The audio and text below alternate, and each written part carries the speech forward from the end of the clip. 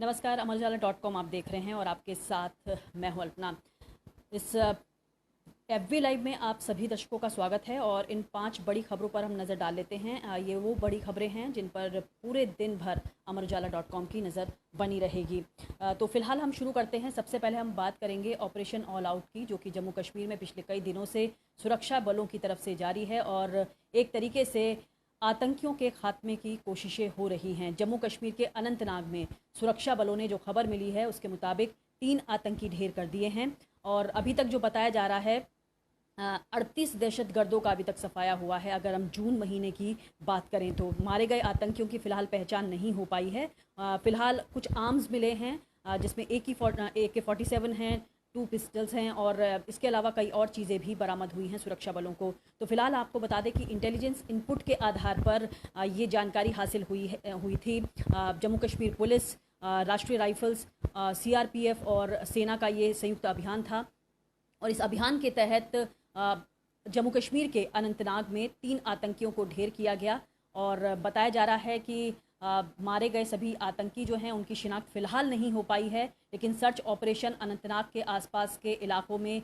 जारी है। आतंकियों के पास से AK-47, 2 पिस्टल भी बरामद हुई हैं। तो फिलहाल ख़राब मौसम पर नज़र गड़ाए हुए हैं आतंकी संगठन और इसका फ़ायदा उठा सकता है जो आतंकी जमात है वो। लेकिन ऐसे में एक बड़ी चुनौती है सुरक्षा बलों के सामने कि ख़राब मौसम के बीच कैसे घुसपैठ को रोका जाए और अगर घुसपैठ हो भी जाती है तो उसको कैसे नाकाम करने की कोशिश की जाए, क्योंकि जो मंसूबे आतंकियों के हैं उनको फ़िलहाल नाकाम करने की कोशिशें की जा रही हैं सुरक्षा बलों की तरफ से।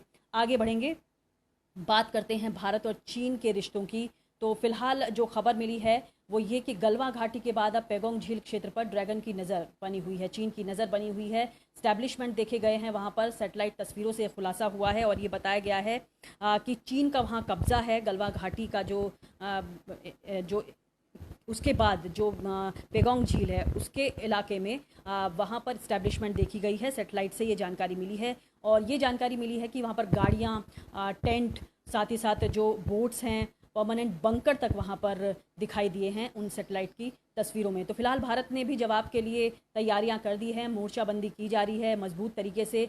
देखना होगा कि आगे आने वाले वक्त में तस्वीर क्या दिखाई देती है, क्योंकि अब ये कहा जा रहा है कि अब समय समय पर दोनों देशों के अधिकारियों के बीच बैठक होती रहेंगी, लेकिन ये बैठक किस तरीके से होंगी, किस दिशा में होंगी और क्या इन बैठकों का मतलब रह जाता है जब इस तरह की हरकतें चीन की तरफ से की जा रही हैं, ये भी देखने वाली बात है।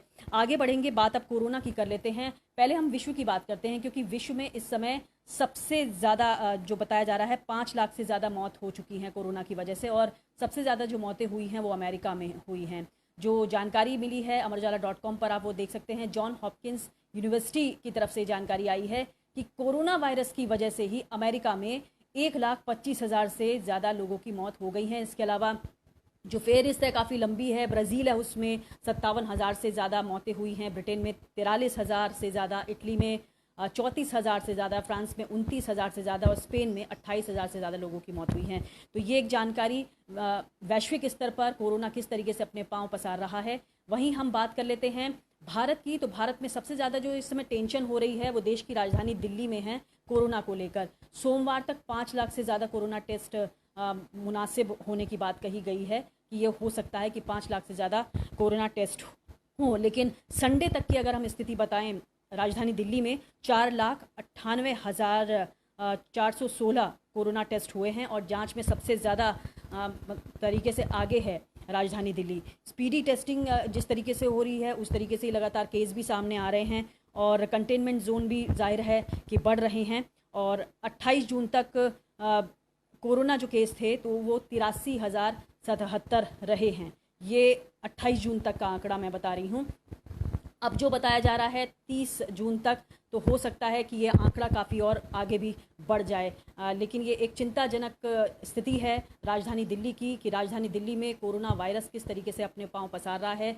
हर एक मुनासिब जो कदम हैं वो उठाए जा रहे हैं। दिल्ली सरकार की मदद केंद्र सरकार की तरफ से लगातार की जा रही है और ऐसे में कोरोना किस तरीके से अपने पैर पसार रहा है, कोरोना केस किस तरीके से बढ़ रहे हैं, क्योंकि अब अनलॉक इस समय है जिसे हम लॉकडाउन 5 भी बोल रहे हैं और अनलॉक कहा जा रहा है, लोग घर से बाहर निकल रहे हैं, घर के कामकाज भी निपटा रहे हैं, ऑफिस के काम से भी जा रहे हैं।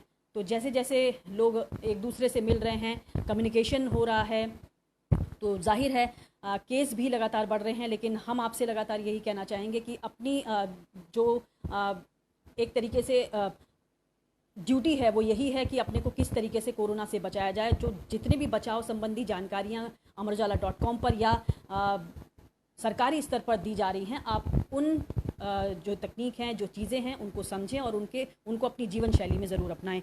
तो आगे बढ़ेंगे, 5वीं खबर ले लेते हैं। मानसून से पहले जो भारी बारिश हो रही है, पूर्वोत्तर राज्यों में काफ़ी स्थिति जो है वो भयानक बनी हुई है। ख़ास तौर से अगर हम 4-5 दिनों के आगे आने वाले वक्त की बात करें तो भारी बारिश होगी पूर्वोत्तर राज्यों में। बिहार में इस समय स्थिति काफ़ी गंभीर है, कई ज़िलों में बाढ़ का खतरा मंडरा रहा है। कुछ देर में आप एक वीडियो भी देखेंगे, राजधानी पटना का है। पटना बिल्कुल जलमग्न हो गया है, पानी पानी हो गया है।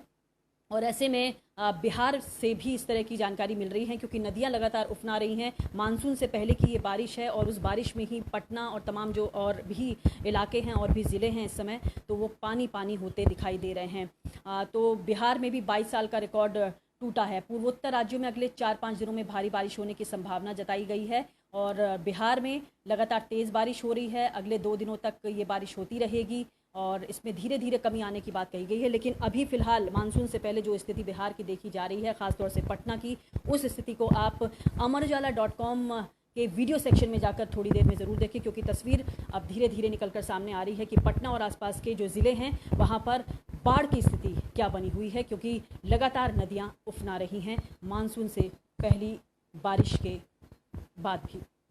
तो फिलहाल इस फेसबुक लाइव में इतना ही, लेकिन तमाम खबरों को आप जानने के लिए अमरउजाला.com का रुख कर सकते हैं और भी खबरों को आप देखिए और समझिए कि देश दुनिया में क्या कुछ घट रहा है। फिलहाल मेरे साथ फेसबुक लाइव में इतना ही। डाउनलोड करें अमर उजाला ऐप और पाएं खबरें लगातार।